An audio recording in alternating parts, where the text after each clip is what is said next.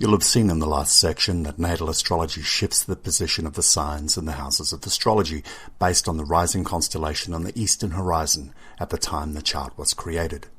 Let's take a look at how this may impact the signs and houses and how we may interpret them. The third house, traditionally ruled by Gemini, which is a mutable air sign.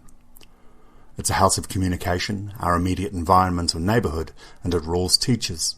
But what if the third house was ruled by Virgo, a mutable earth sign?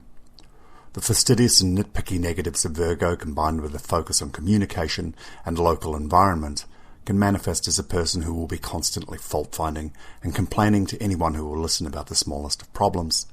Such a person often needs their environment to be ordered and tend to see the problem or downside first. They trust facts over feelings, and the glass is likely half empty rather than half full.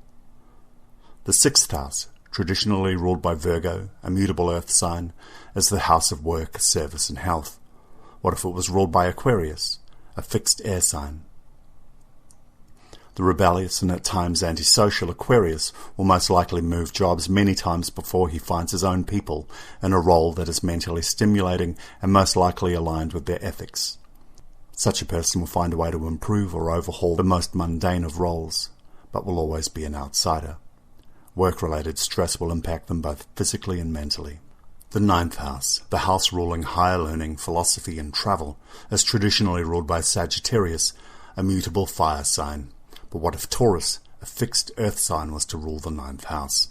Chances are university and higher learning are seen purely as a tool towards wealth and material comfort. There's somewhat more superficial view on knowledge, and the comfort it can provide will act as a limiter to learning true knowledge or developing true connections with the world around them. Travel without comfort may be seen as a waste of time and an inconvenience to Taurus, depriving them of the true joy and wisdom travel gives to the soul. Here are just some examples of how new ruling signs can shape or even shift the way a person experiences the houses of the zodiac. By using keywords and by advancing our knowledge and understanding of the houses and signs, we develop the interpretive mind, and that is our most powerful tool in astrology.